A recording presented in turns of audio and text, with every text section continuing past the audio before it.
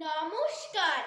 বিপ্লবী বীর নেতাজি সুভাষচন্দ্র বসুর জন্মদিন উপলক্ষে আমার নিবেদন কবি লক্ষণ ভান্ডারীর লেখা কবিতা নেতাজি স্মরণে।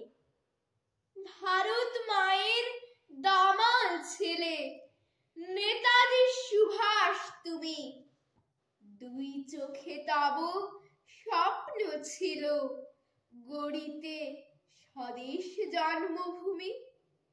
রক্ত দাও স্বাধীনতা দেব বলেছিলে তুমি মুখে, আজাদ বাহিনী করেছিলে গঠন সাহস নিয়ে বুকে।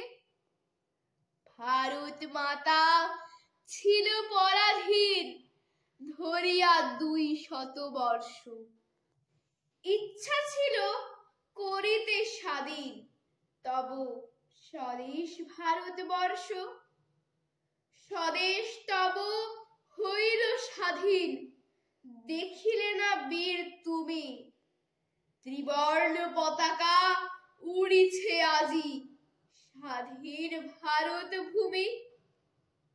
তোমার আসন শূন্য আজিকে পূর্ণ করিবে কেবা, ফিরে এসো এসো ফিরে করিবারে দেশের সেবা।